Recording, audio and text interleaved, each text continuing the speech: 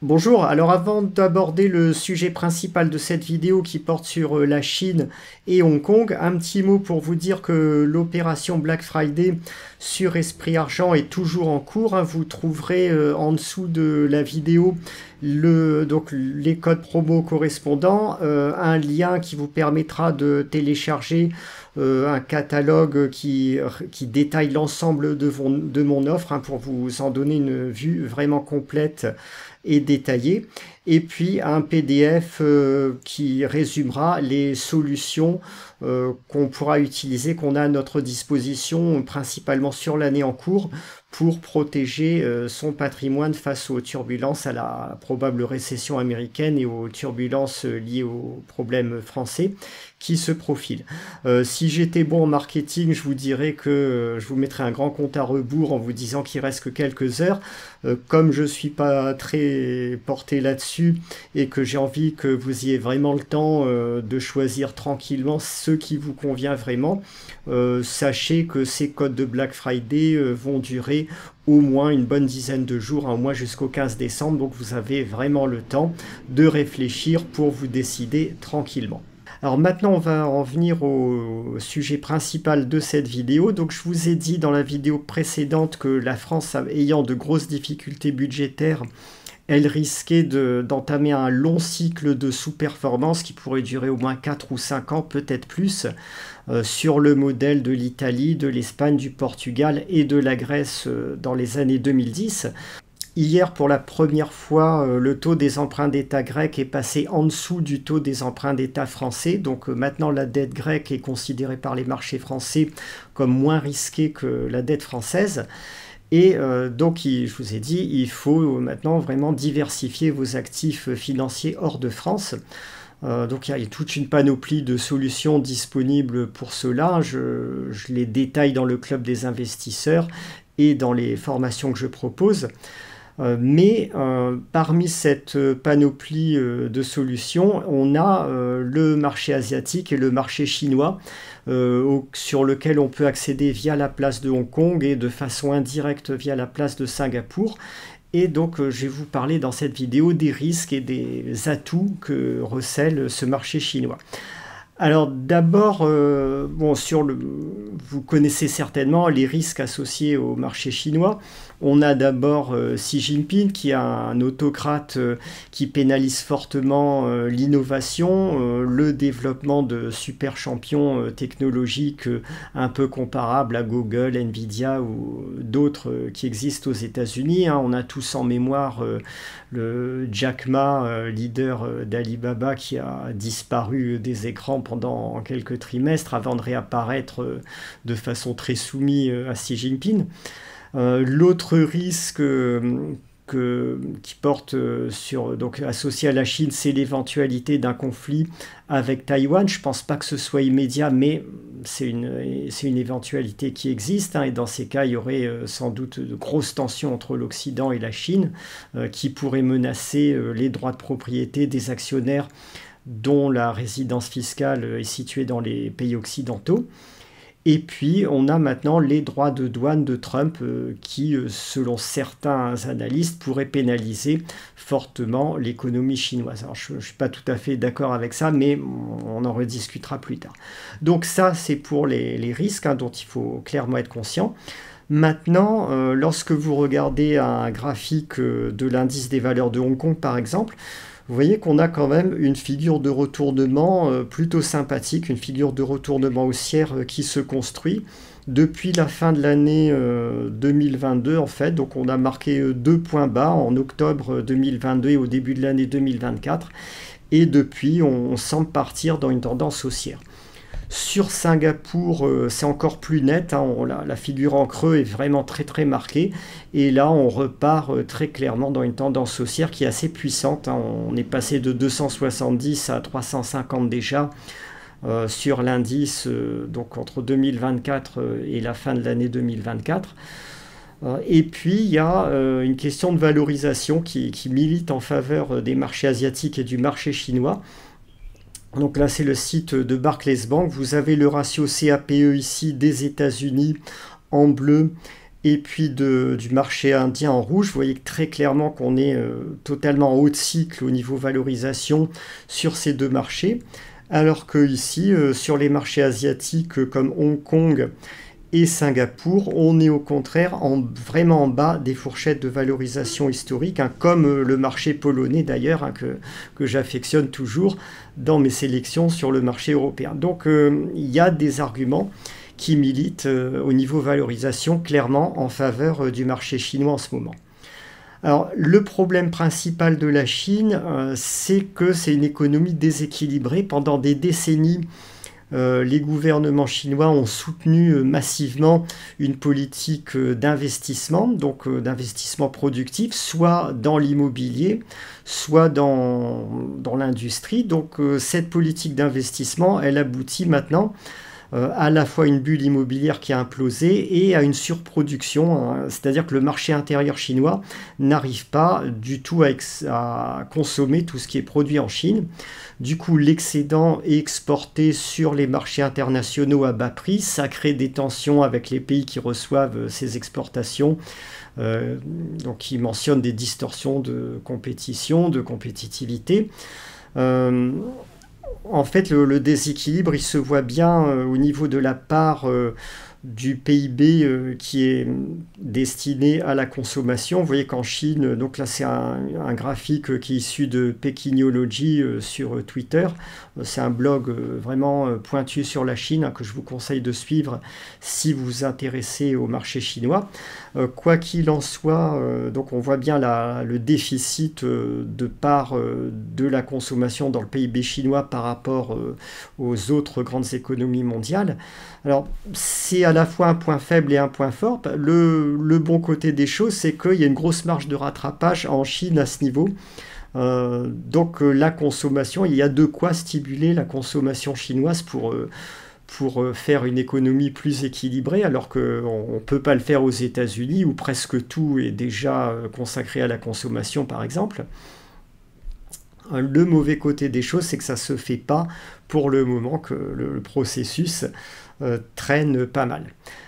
Alors ça, là, je vous ai un peu résumé la thèse de Michael Pettis, hein, qui est un autre grand expert de la Chine, hein, donc il milite lui aussi en faveur d'une augmentation de la part de la consommation dans le PIB chinois, tout en expliquant que ça se fera pas facilement, ça se fera pas sans douleur.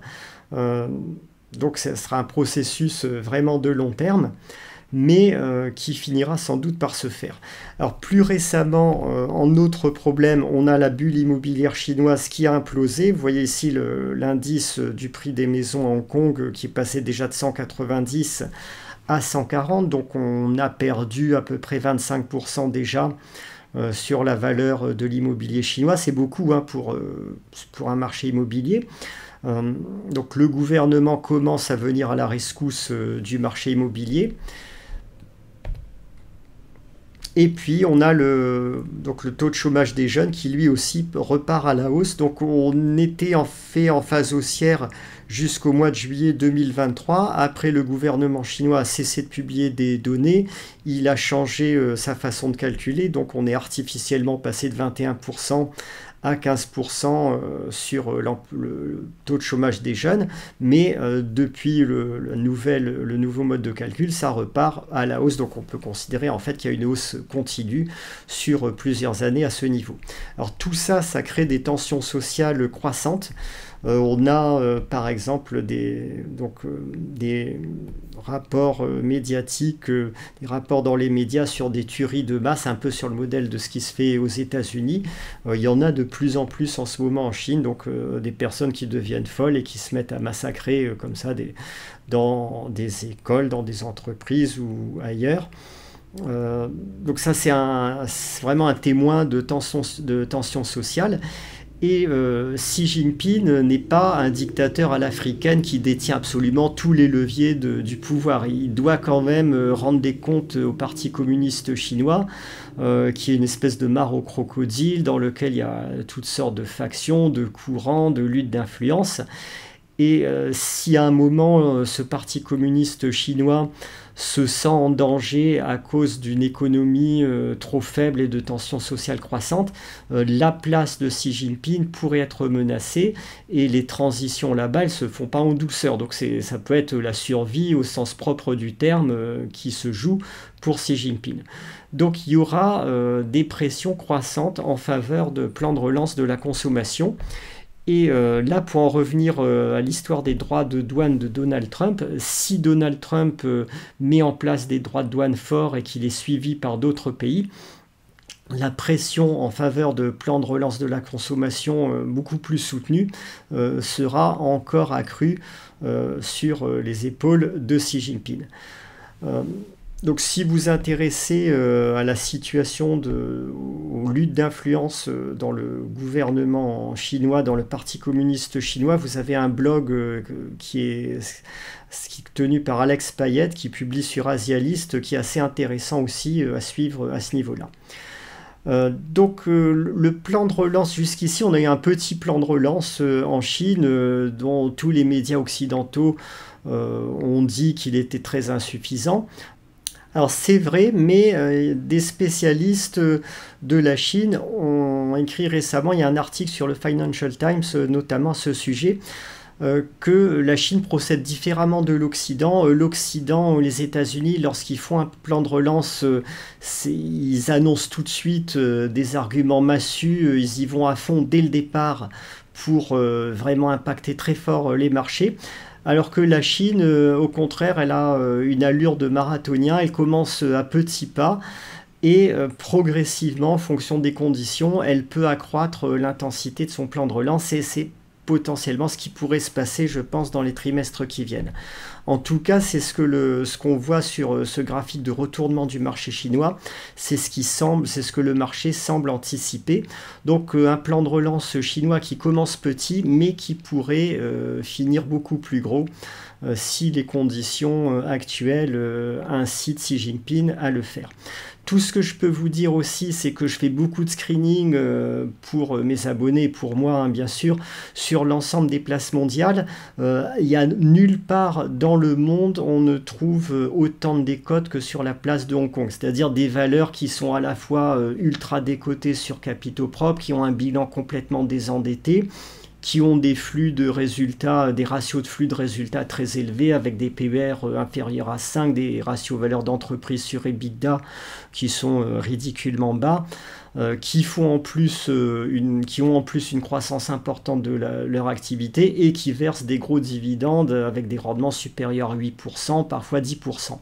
Vous trouvez ce type de décote sur les small mid caps japonaises, mais ces small mid caps japonaises versent beaucoup moins de dividendes et ont moins de croissance. En fait, sont des entreprises qui ont un management trop conservateur, qui accumulent des capitaux propres au fil des ans ad vitam aeternam, mais qui réinvestissent pas suffisamment dans leur croissance.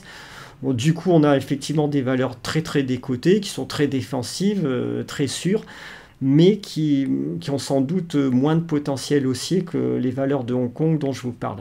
Évidemment, le risque géopolitique en échange est plus élevé.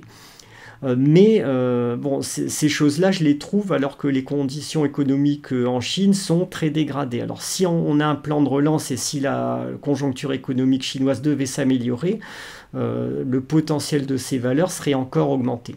Donc voilà pour ce que je voulais vous dire hein, sur la Chine. Vraiment, je pense que c'est un thème d'investissement très utile pour ceux qui veulent diversifier leurs actifs hors de France. Bien sûr, on ne va pas miser excessivement. Si on est résident fiscal français, en fait, bon, le risque d'excès d'autoritarisme de Xi Jinping n'est pas ce qui m'inquiète le plus sur les secteurs des mid-caps. Il ne va pas s'occuper d'actions qui ne lui feront jamais de l'ombre.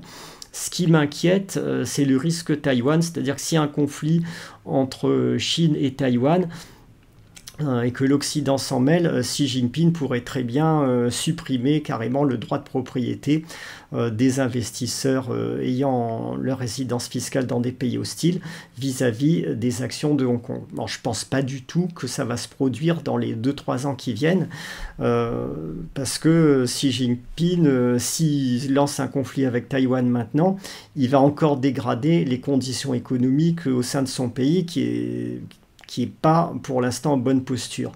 Mais ça pourrait se retourner contre lui assez fortement. Donc pour l'instant, il se contentera, je pense, d'alimenter des conflits par proxy, de soutenir la Chine, de soutenir l'Iran pour essayer d'affaiblir ses rivaux, notamment les États-Unis, mais sans vraiment passer directement à l'offensive sur des sujets comme Taïwan.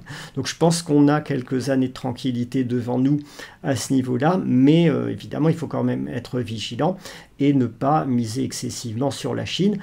Mais voilà, mais par contre, pour moi, c'est un thème d'investissement qui peut être très rémunérateur pour vous sur les 2-3 ans qui viennent. Voilà pour ce point sur la Chine. Donc si vous êtes intéressé par le Black Friday, n'oubliez pas de lire le descriptif en dessous de cette vidéo. Je vous donne toutes les informations nécessaires et en prime un PDF de synthèse qui vous explique toutes les solutions disponibles aujourd'hui pour diversifier ses actifs en dehors du marché français.